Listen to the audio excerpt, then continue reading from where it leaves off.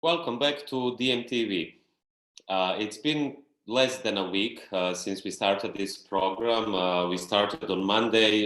Today is Sunday, and it almost feels like, I don't know, at least for me, as if I'm I'm forever stuck in this little room and in your living room and in the living room of our guests. But at the same time, it gives us a beautiful opportunity to hear different voices, also from self-isolation, from different parts of the world and from different perspectives. If you missed the previous episodes, you can find them on YouTube. Yesterday, we premiered an exclusive conversation with Noam Chomsky, which only in one day got almost 100,000 views. So go to YouTube, check it out. Check out what Chomsky's parrot has to say. But also the previous conversations with Saskia Sassen, Larry Charles, Gael Garcia Bernal, Yanis Varoufakis, and many others. I'm really excited tonight to spend this Sunday evening with a great friend of mine, whom I actually have seen only 1 month ago here in Vienna, where I am at the moment, which now looks like good old times. I remember that the guest who will just soon appear on the screen brought a hand sanitizer to Vienna, and we were making fun out of it and laughing at ourselves, saying, oh, maybe we are too paranoid, maybe we shouldn't do it. But only in 1 month, the situation changed rapidly. The borders are closed between many countries. Public events, which we did together, are not possible anymore. So we decided together to recreate the public space which we need today. Our guest tonight is Ece Temelkuran, writer, author of many books, most recently, How to Lose Your Country, 7 Steps from Democracy to Dictatorship. Ece, good evening. How are you? What happened in 1 month since we last saw each other? Hello, Srachko. Yeah, it's depressing, right? It is kind of horrifying as well. I'm trying to keep up my spirits, and it's not easy these days. It's so good to see you, though. How do you do it these days? You said it's not easy. How do you? I mean, let's immediately just start with a sure. I'm like as if combo and all the political enough. Now we experience earthquake in Zagreb, actually a series of earthquakes. So as you said in one of these episodes, the world expects us contradictory things. There's Corona, stay at home. There's earthquake, go out. Many people I saw on my street were, going around like chopped head chickens. Nobody knew what to do. And on the same day, there was a snow, the snow was falling. And, the people were making jokes, not after this, Godzilla, of course, kind of joke. But then something really interesting happened since yesterday. There's this dust cloud coming from Turkmenistan, I think, from the desert of Turkmenistan. And now Godzilla does not seem so irrelevant all of a sudden. So, yeah, I'm alone in Zagreb. All of my friends are either in their summer houses in Croatia or in Turkey. So solitude does not make it easier. Although, knowing that after quarantine in China, there was a flood of divorces, maybe it's better to be on my own. I can see you kept your optimistic side, even in the entire situation. I wouldn't say optimistic. We are making jokes of despair. One of the most popular things nowadays is, people recording their own videos, how they go crazy. I think there will be a day that we don't feel like taking those videos anymore. So yeah, I'm kind of concerned, actually, to say the least. Yeah, so let's go, to the concerning questions. When I asked you what kind of topics, perspectives would you love to share with us today, you mentioned that you would love to speak about this deadly combination, as you call it, deadly combo of coronavirus and something what you call neo-fascism. Could you perhaps explain a bit, maybe also from the perspective of where you are at the moment in Croatia, because also some new rules are being implemented in Croatia. There is a lot talk about new surveillance technologies, geolocation tracking of citizens and so on. Maybe from this perspective, but also if you can put it in the context of your most recent book, which basically deals with this kind of processes which lead from democracy towards dictatorship. So instead of dictatorship in one country, are we perhaps facing a dictatorship on the whole planet? How do you see it? I'm always talking about the cheerful subjects. Everybody will hate me very soon. Well, what strikes me most is we are going through a pandemic which is expecting exactly the same things that fascism would expect us to do. It is isolation, restrictions, atomization, social distancing, and it creates an environment, the virus, we are required to follow those rules, obviously, but the virus creates an environment which is amazing for right-wing populism, for authoritarian regimes, and for fascism in general. So that is quite concerning. So the overlap, so to speak, the expectations of fascism or the tools of fascism and the requirements of Corona, I think it will create an environment in coming weeks or months that, all this surveillance, all this, close watch of individuals, all this control will become legitimate, not only legitimate, but also, will be wrapped in, restrictions for requirements in, for the pandemic. That is kind of, it's a frightening thing to say the least. What I see now is that we are expected to rewire our brains, and we have to do it very, very fast because of Corona. We have to rewire our physical manners, our emotional state, and our mental state, mental being as well. And we are supposed to do it very quickly. So actually we are performing very good, I think, because not touching the face is against our neurological system. We have to touch our faces for several reasons. Having the social distance is impossible because we don't know how to get in solidarity, how to soothe each other, how to love each other, how to interact with each other from a distance. So it is actually paralyzing all the emotional, physical, and mental, our being in all these aspects. So I think, I don't know how everybody is dealing with it, but it was like 5-6 days to my self-isolation. And, it was only a week or so that this, social distancing became a thing. And I was watching a movie. I saw someone kissing someone else. And I felt a shiver, like, don't do it, don't do it. And I thought how fear actually transforms your thinking and your habits, lifelong habits, just in few days. Fear is very effective. We know this from fascism as well, but we are now learning it through Corona pandemic too. So that is quite interesting. And I think there are two sides of, or both sides of the coin here. We are going through the worst of times, and we are going through the best of times.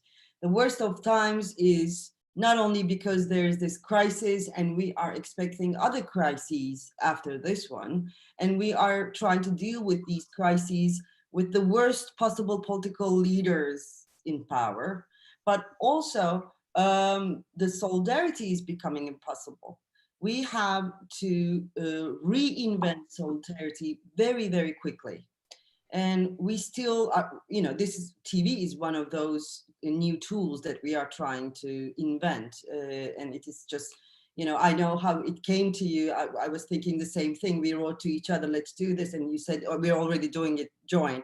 So we have this urge to act when we are afraid. We have this urge to run away, let's say, or we have the urge to connect to each other when times are really hard. But now we have to reinvent how to do it in these times. So this is not an easy thing. So this is part of, you know, the worst of times side of the coin. But there is a good side of it as well.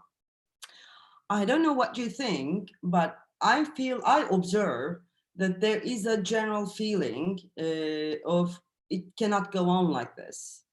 You know, people who have been reading, who are politicized, who are following the political developments all around the world, they already knew that capitalism is going through its biggest crisis.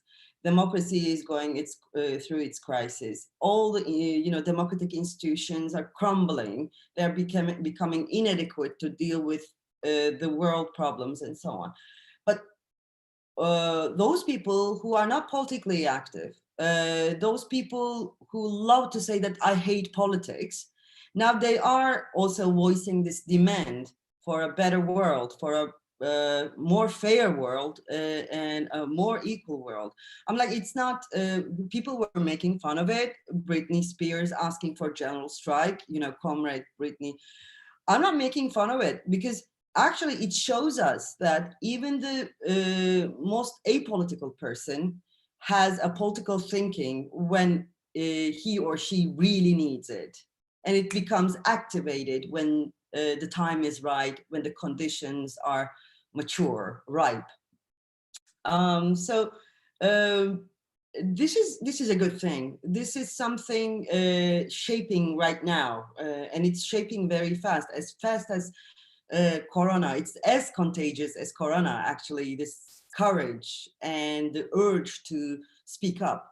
And another good thing is for those people who weren't really convinced that right-wing populism is really sort of political insanity, are now seeing very clearly that these ghoulish or clownish right-wing populist leaders are completely inadequate, are completely incapable of dealing with real problems.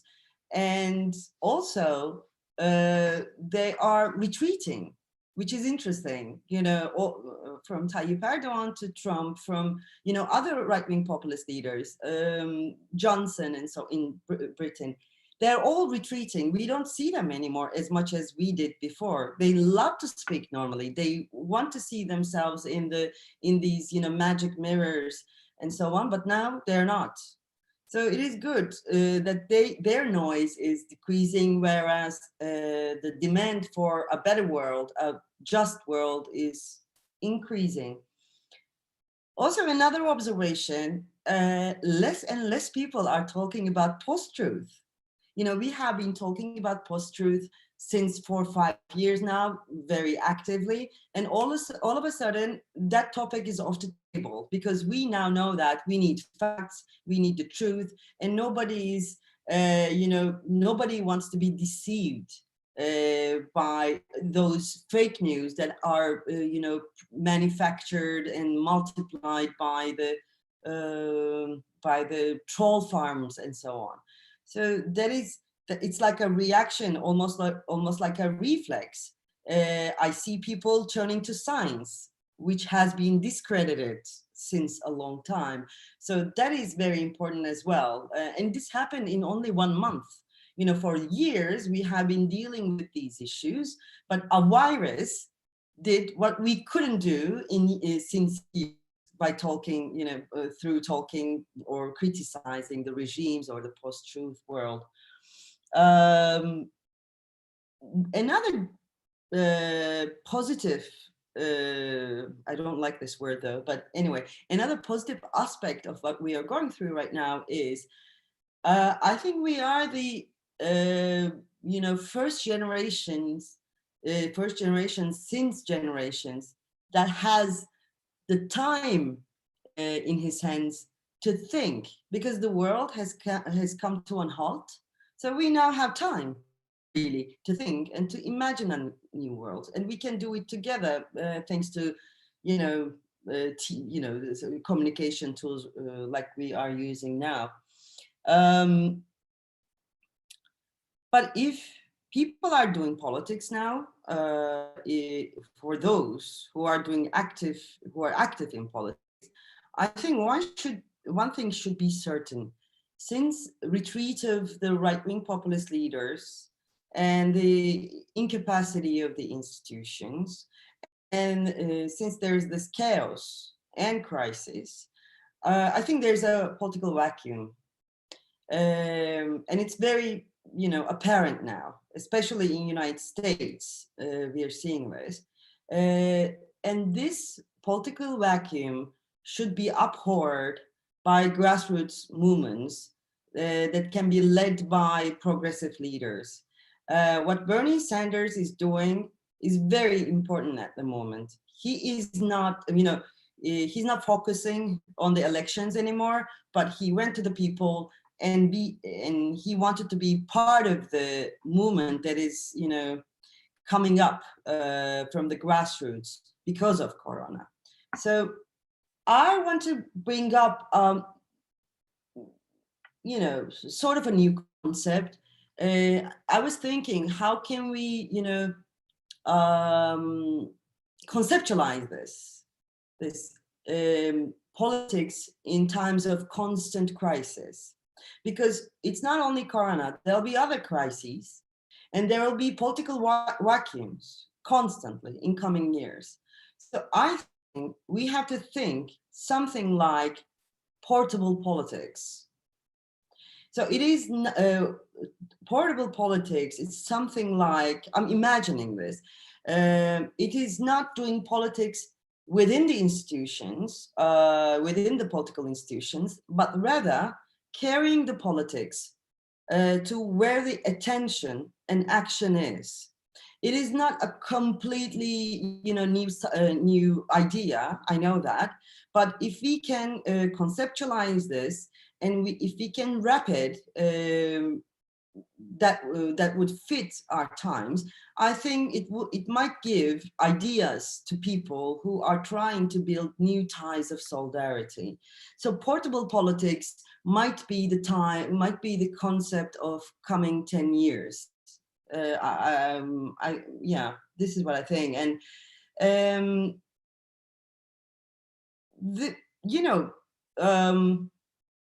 this is not the first time the history requires us to reinvent solidarity, but this is the first time, I think, that it requires to invent it so fast, in full speed, so to speak. That I don't know how to do, because if you cannot touch each other, if you cannot talk to each other, if you cannot go onto the streets, if you are, confined in these, digital environment, how are we supposed to do that? I think we will all have to think about this. So rather than obsessively reading all the news about coronavirus, I think all of us have to really study this topic, how to do it in practical terms. And, it is both a horrifying and a wonderful thing that the crisis of capitalism and the Corona crisis overlapped with each other, because it made it visible that, the world, the setup of the world is simply stupid, idiotic. And more people seeing this gives me hope, although I'm not a big fan of that word, but also activates my mind and activates my optimism, so to speak. So I feel like, I was reading something from Eric Fromm today, and he says the only certain prediction of a human being is I will die. And then I thought, but then I will live is equally certain. As long as you live, you'll live. That's a certainty. It's tautology maybe, but it's also a certainty. So I think we have to focus on not death and, you know, or the apocalypse or what might go wrong or that we are going to die, but we're going to live as long as we do. So I think we have time and to think about what is to come, and how we can change it, how we can reshape it, how we can reshape the world. Another thing, I remembered Beirut. I'm thinking about Beirut since few days, especially after the earthquake. Beirut, I lived in Beirut for a year, and Beirut is the crib of crisis. It's every day another crisis. It's this constant feeling of crisis, even though there is no, crisis. So I remembered 2006. I was there one day after the Israeli bombardment on southern Beirut. And the next day, Buddha bar, there's a Buddha bar in Beirut, it was, full. People were dancing and there was a new cocktail. And the name of the cocktail was the bomb that was used a day before by Israeli attack. And then I learned yesterday that caipirinha, the drink, the cocktail caipirinha, was actually invented during the Spanish flu. Brazilians were told that they have to, drink lemon and so on. So why not add cachaça in it and then, make a good cocktail. And then I thought, these times of fear, we make jokes, we are terrified, we get depressed, we laugh, we mock each other, we do several things, several emotional, political, or mental reactions are filling the space. But then we also build solidarity ties during the times of fear.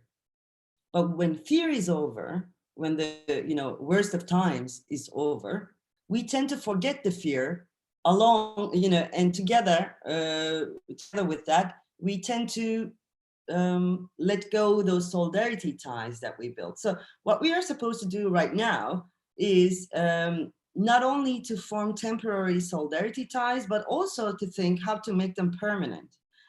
And having said that, during Gezi uprising in Turkey, there was immense, incredible solidarity and completely organic, completely spontaneous and so on.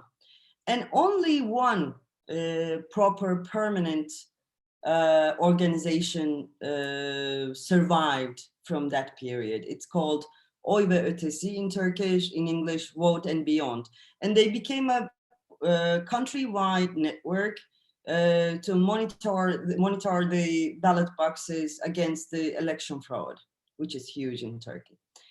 And they are still, organized. So I think right now, if we are to reinvent new solidarity ties, we have to think them not only as long as Corona goes on, but they should be, a platform for the coming crises as well. And I remember this moment a few months ago. I was on a plane, an elderly lady was sitting next to me. She was dipped in Louis Vuitton. She's this posh lady and so on. But then the plane went into turbulence.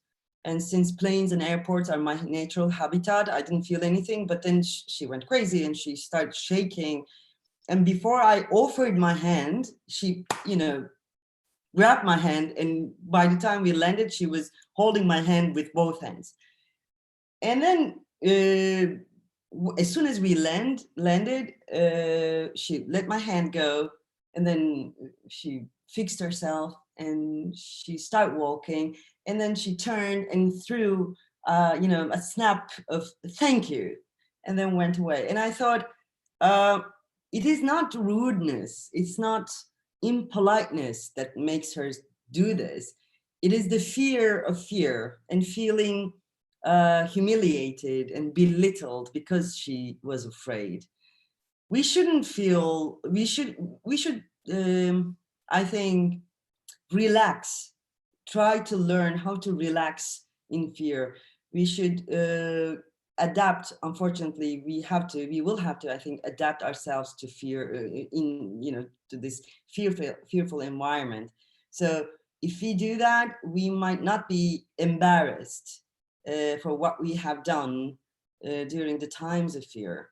And if we do that, if we really relax in that feeling, we can carry on with the solidarity ties that we established during the crisis.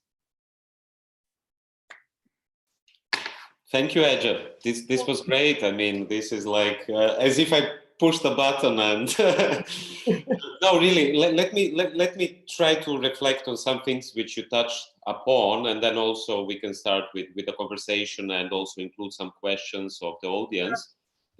I think you mentioned two crucial concepts. You know, on the one hand, it's fear, and on the other hand, it's solidarity. I mean, what we could have seen with the coronavirus crisis from the very start, before it arrived from China to Italy, was precisely this kind of fear. And I remember, here we come back to fascism. I remember at the beginning, the far right in Italy, they were actually, there was one mayor, I think, or a politician, Italian politician of the far right, who was saying that the only protection of coronavirus is a Roman salute. It's the fascist salute, because it's then you don't, you don't touch anyone, you just do that and so on. And then I was researching a bit again, I mean, rereading the history of fascism, and it's really interesting to see why did they introduce it in the first place. You know, it wasn't just introduced because Mussolini was so much obsessed with the Roman Empire and wanted to recreate it. In the same way Hitler wanted to recreate the myths of Valkyrie and the great German, mythology and so on. It also had, when you see the descriptions and so on, why did they do it? They mention hygiene, you have to stay clean and so on. And then you can trace it back even to the Italian futurists who were actually constantly claiming, this kind of universe in which we actually live today. But what makes our situation today even more dangerous, I would say, is that, it's not that you have an outer enemy. It's not that you have another nation who is your enemy or something like that. But you have an invisible enemy. And most of us, this is the kind of paradoxical situation which you described as the situation in Zagreb during the earthquake. You have a contradictory threat. And at the same time, I also think this long-term democratic threat is also contradictory in one way. In which way? In the way that, most of us, at least you and me and many of the people who are watching this, are respecting as much as we can the restrictions on mobility, the social distancing, everything what you explained and what rapidly changed. So we are respecting that. But at the same time, we who care about democracy are also fucking scared about the potentials, in which direction it might go, with total surveillance, thermal scanning, facial recognition, geolocation tracking, and, this utter state of exception, which is now happening, for instance, in Hungary. But it's not just Hungary, it's the whole world. So on the other hand, you have what you mentioned, solidarity. And also, thanks for mentioning comrades Brittany, to call her like that.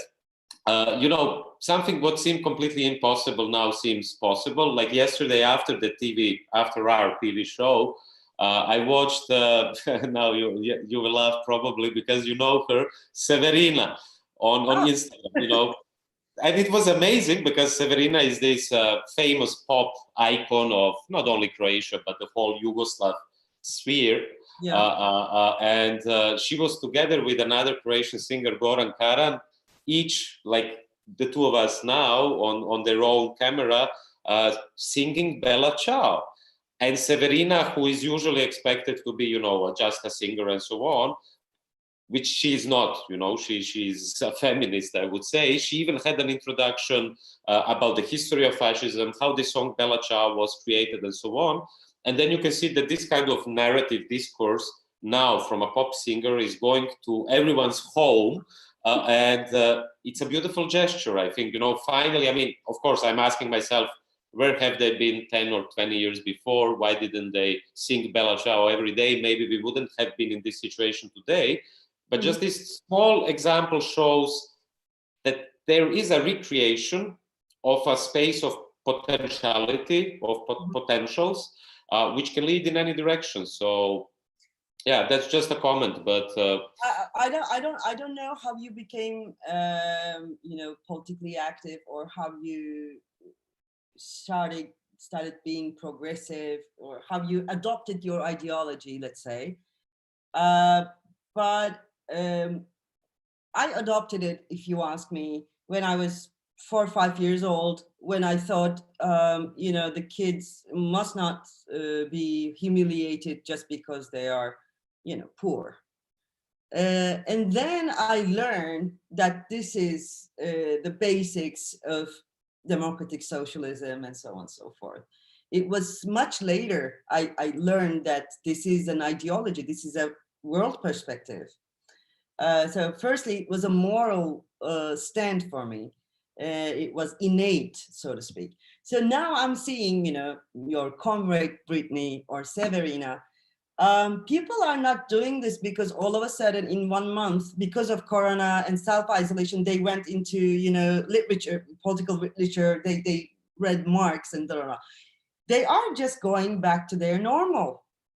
And the normal is this, because normal is science, sanity, common sense, and that people should be equal, and the, you know, the system must be just. And saying that these things were considered as, you know, being a communist bastard or something in 1950s.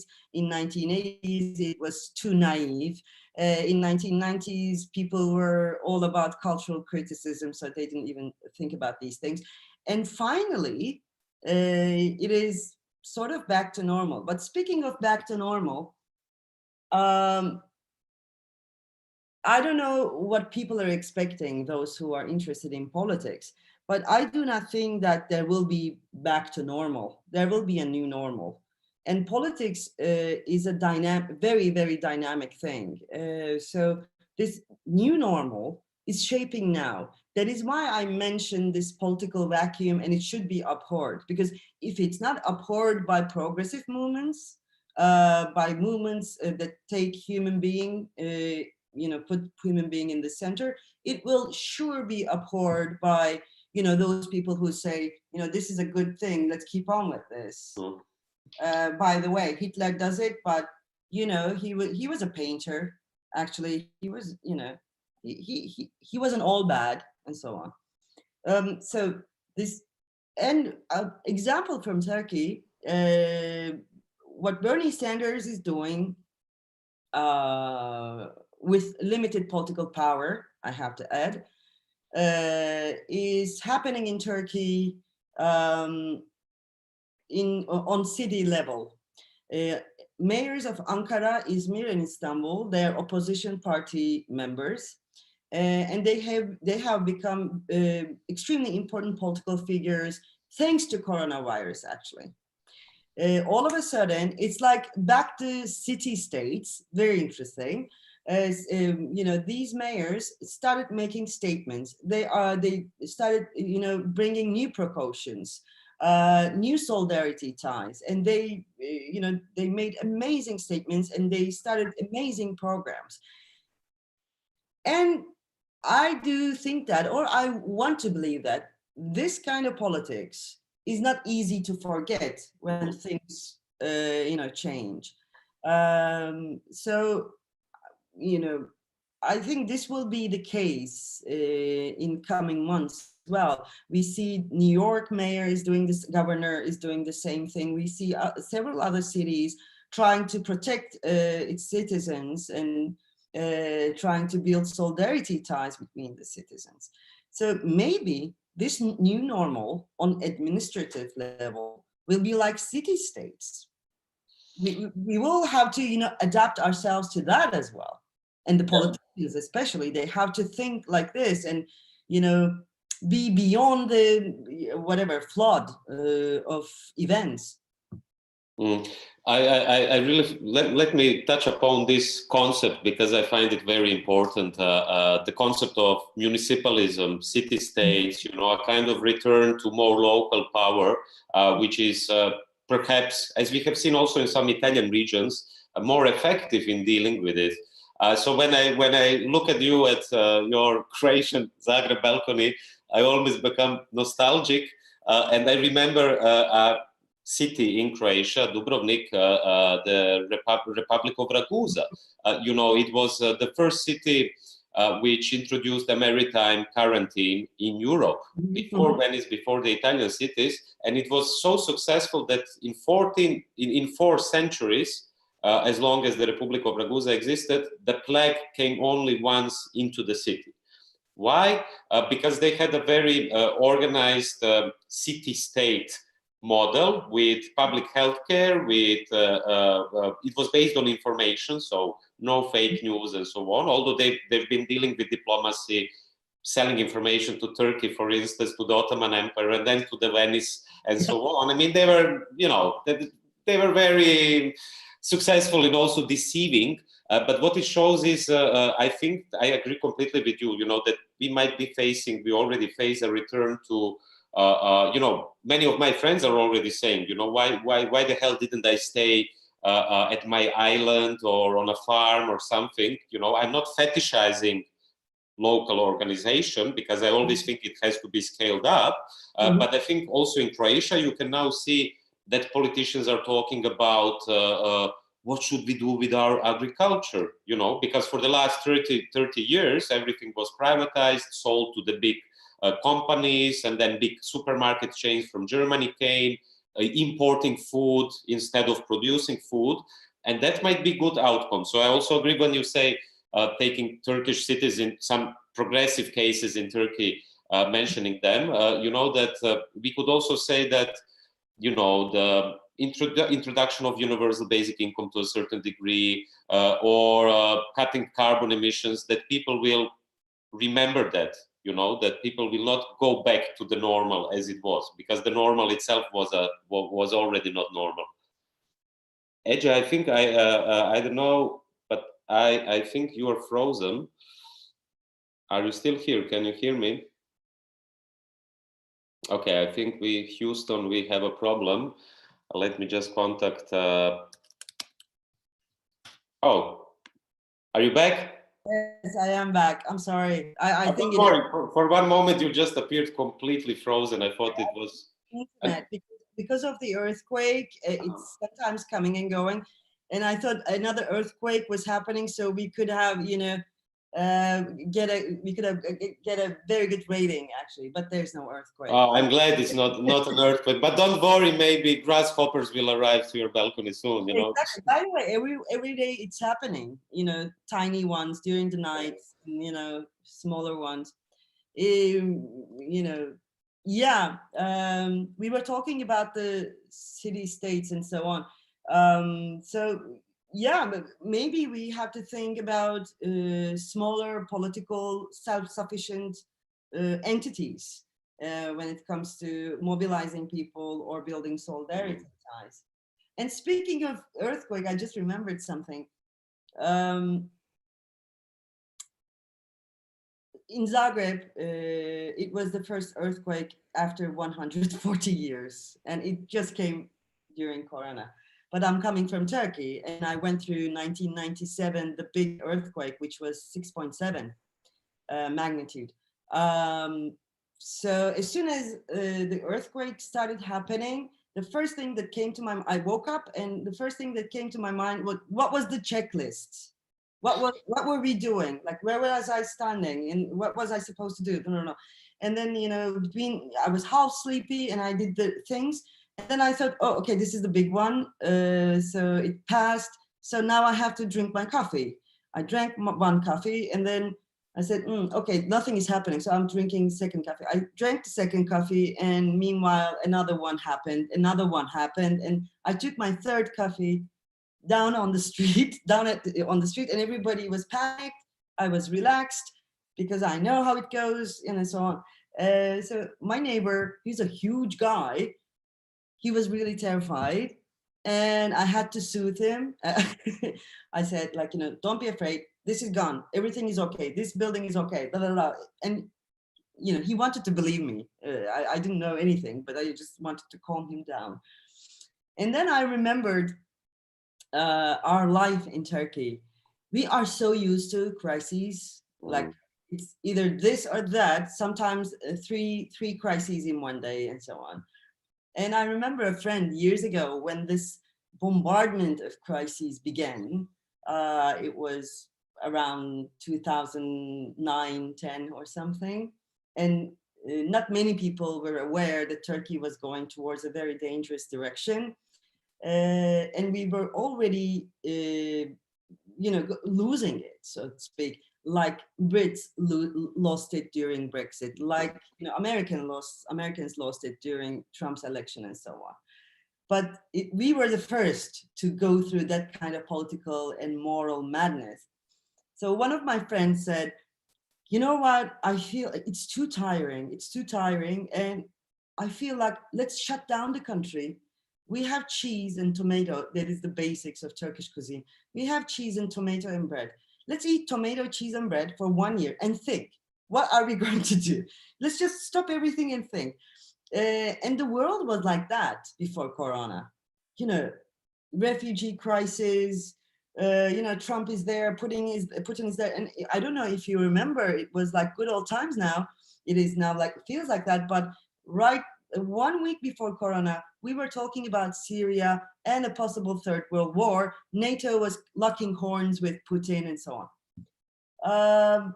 So maybe finally the nature itself gave us this time, eat bread, cheese, and tomato, and think what you're going to do afterwards, after this. So really, this is a precious time. If you manage not to get depressed, which is not easy, if you manage to focus, which is not easy either, I think we can really come up with really good stuff in terms of future of the world. Thanks also for the very concrete suggestions. If an earthquake hits, first drink coffee because you will need it, because there will be another earthquake.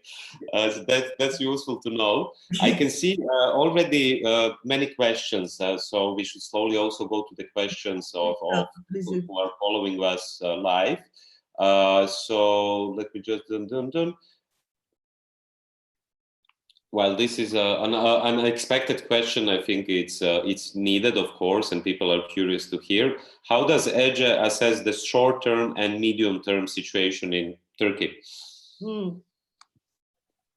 I mean, in face of coronavirus and everything, what was happening before, and yeah.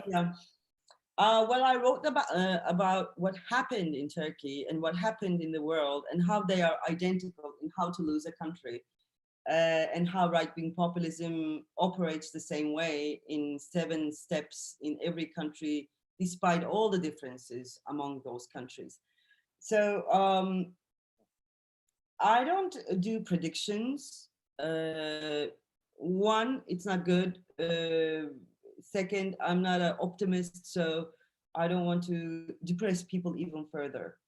But after Corona, I think we have a chance now. These mayors, Izmir, Ankara, and Istanbul, they showed people how a politician should be actually.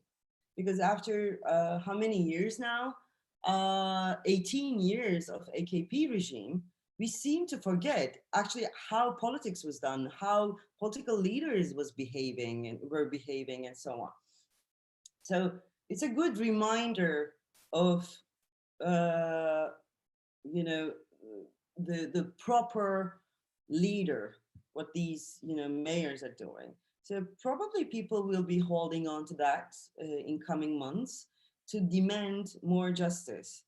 But otherwise, what I'm seeing right now is despair, and also a lot of mocking, a lot of political humor. And I told in the book, as you know, in How to Lose a Country, this political humor, it's great. I love it. But after a while, it operates as a paralyzing tool, Yeah, I think that very often happens with humor. I mean, it can be subversive, but it can be also very impotent. You make fun out of the leaders, populist leaders, but you don't do anything else. Exactly, and it creates the illusion of political engagement, which is so dangerous. And also it creates this sort of cynicism and fatalism, which I find it really dangerous. I talked about it in the book in detail, but yeah, this is what I'm seeing at the moment. People are trying to keep their spirits up, understandably, but then things are getting serious, and I think, you know, How to Lose a Country, you know, that title is not because I lost a country. It's not because I am exiled or something. You lose your country even when you're living in it. And this feeling of the country, the feeling of being a citizen or belonging to a country is no more there. And it is not only about the right-wing populist leaders, it's a, you know, combination of several things. And the most important part of that combination is lack of solidarity. So, but Turkey, I think right now, relearning solidarity again through Corona, which I find inspiring. Mm-hmm. Yeah, I think it's about time to rename your book "How to Lose a World." Because no, I think this question. I mean, many of these questions which you tackle in your book, and also what you just said now. You know, the question of citizenship. You know, what does it mean? You know, you're in a country where you were not born at this moment. I'm in a country where I'm not born, and I'm also not a citizen of this country. Perhaps in a similar way, like you are not in Croatia. Yeah. And many people in the world. I have friends who are stuck on New Zealand and they cannot return because mainly the flights from New Zealand, as far as I heard, are now reserved for Germans and then 10% for others. And the prices go from several thousand to 15,000 euros if you because the airlines are really going down, you know. And what does it mean now if you're stuck in a country and you're not Exactly. a citizen? But actually, we have to prepare a list of urgent demands for next month, for like, you know, for months ahead. One of the items on that list must be open borders, and, you know, put whatever you have to put in order to control the epidemic, you know, limit the consequences. But you cannot close the borders, because as we all know, as we all can predict, this will be used as a you know, excuse to close the borders to refugees, to exiles, to whatever, you know, people. There is precisely a question for you on this from someone. What are your thoughts on how the process of reopening borders after Corona would look like? Yeah, if we don't do anything, it won't look good. I can tell you that, because, you know, this, how I started talking about this, you know, this is how I started talking about this. This is the perfect environment for fascism to flourish. I'm like, how can, imagine a country and there are no people. How easy to run that country. So this is what's happening right now for several, you know, political leaders, either clownish or ghoulish. You know, they have this perfect country that nobody can shout, nobody can do anything. So that's why we have to reinvent solidarity in such times. You know, speaking of reinventing solidarity, we are doing something really against our nature at the moment. A friend of mine is living in Madrid, and in front of, you know, opposite her building is a care home for elderly people. And she cried all day yesterday because there were body bags brought to the building. And, you know, and the people who are working as carers are locked down with the elderly people in the building and so on. It's a horrible thing. And I said, don't watch it, because if you cannot do anything, don't watch it. Watching something while you're helpless, while you cannot do anything, is the worst torture that a human soul can endure. So we are now doing this. We are watching, and we are feeling helpless. But, you know, this is not the first time we had to reinvent solidarity. We have to do it again. We are doing it. Yeah, I mean, that's what I wanted to mention. You said that we should come up with concrete demands. I can see that's coming already. I mean, in different parts of the world. I mean, DiEM25 is just one of these trends and movements. So we published recently a 3-point plan, what the European institutions, including the European Central Bank and Investment Bank, should actually be doing instead of what they are doing now. Yesterday, there was really good news from Portugal, where migrants, asylum seekers, and everyone who was stuck in the country got, as far as I read, citizenship rights. And I think many other countries could go in that direction. If you are in a country and you're a migrant, you immediately get citizenship rights, which means you can get access to healthcare, accommodation, housing, and so on. Yep. Morally and philosophically, we are going to go through some sort of transformation, I think, very soon. I thought about this yesterday.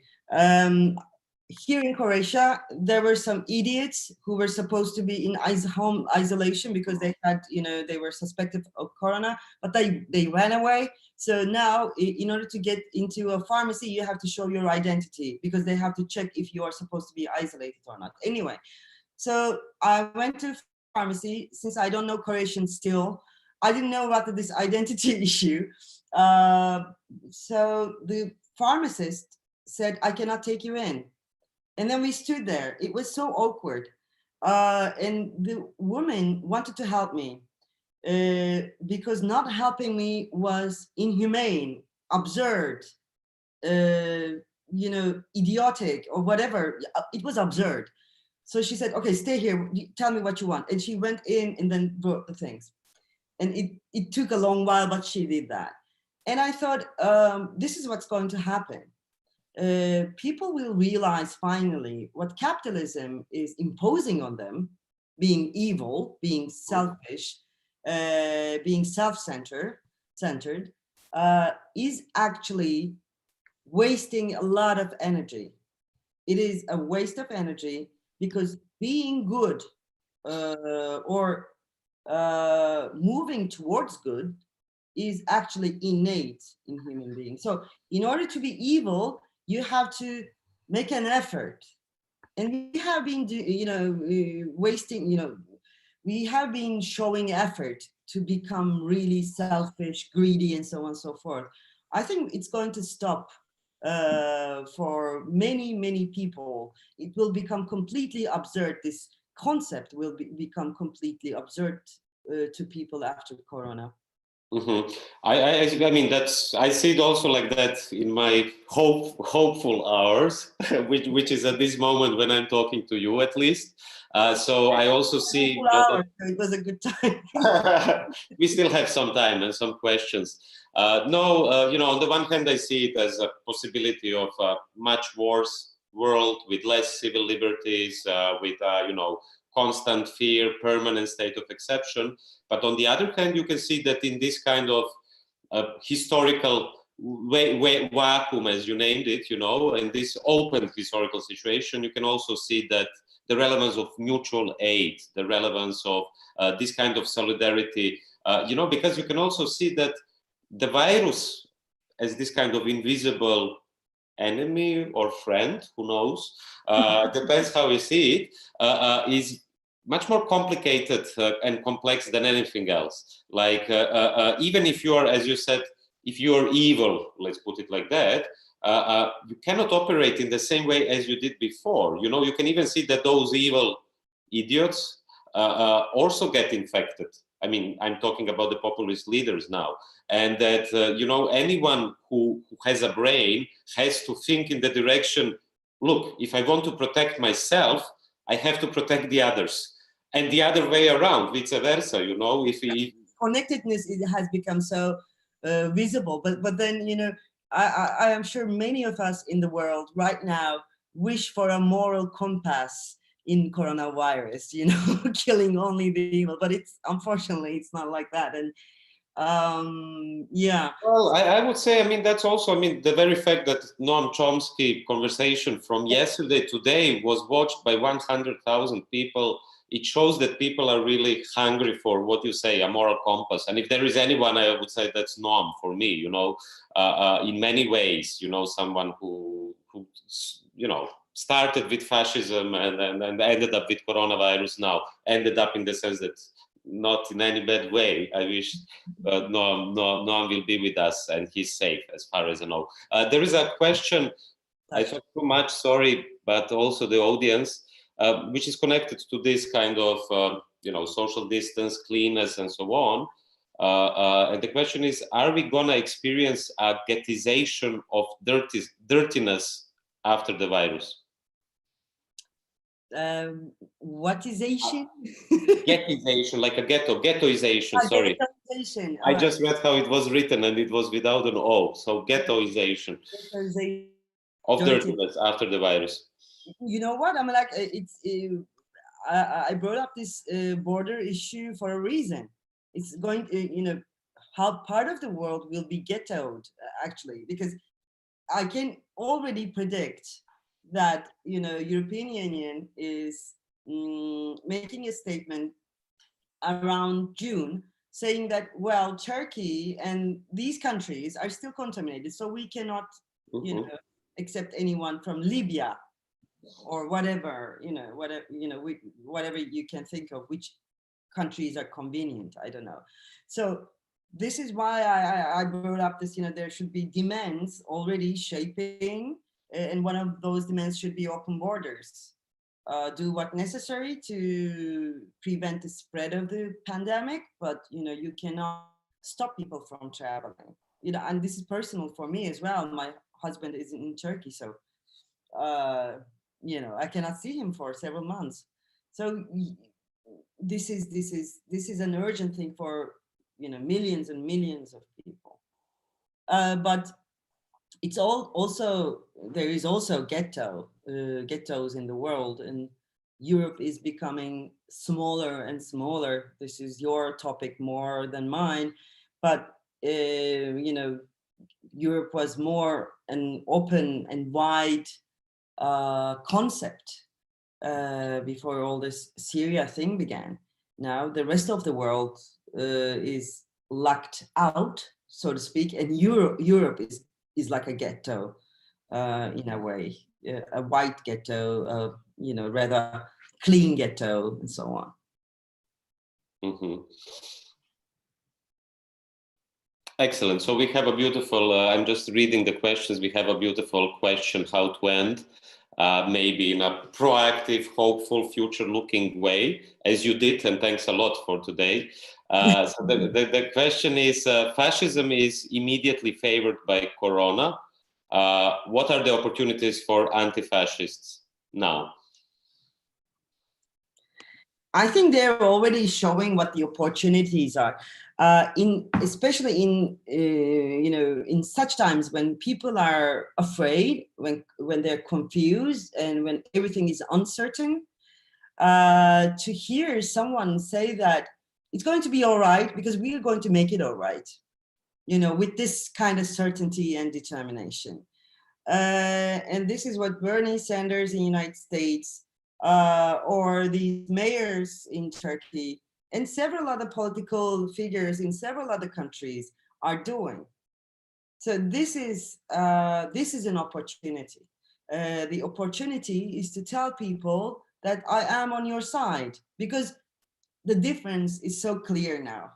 Right-wing populist leaders are not on your side. They are on their own side, and they're on the side of the big capital. They don't really give a damn about what you are going through. They don't give two shits about what you are suffering from.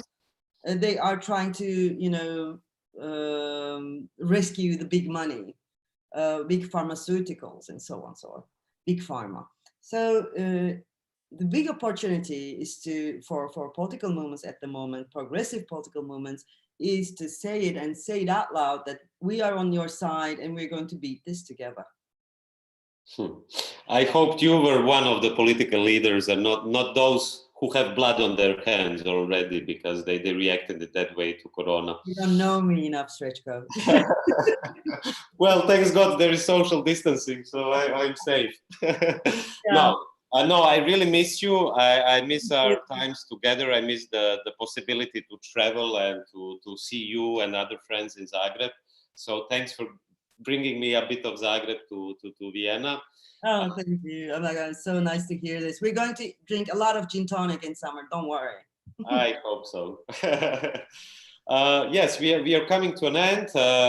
Perhaps if you have a final message for the people who are watching us or who will watch us later on YouTube. Yeah, I do actually. One thing, try to focus and don't think about your emotions, because in times of crises, emotions are overrated. Don't think about them too much. Just do something and don't think about how you feel. Thanks. Thanks a lot, Ece, for being with us. Tomorrow, for everyone, we have another episode with the Italian investigative journalist Stefania Maurizi, moderated by Ivana Nenadovic. It will be about someone who is for too long in isolation, Julian Assange. And the next day, we have Slavoj Žižek with Renata Avila. That will be fun. Let's see how he will succeed not to touch too much his face. But I'm really glad Slavoj will be with us because he's one of the advisory panel members of DiEM25. He's long with us, and I know many people will follow him. Ece, I also hope you will return again soon to the show, and we stay in touch. Yeah, let's see that. Thank you, Srečko. See you. Thank you. See you soon.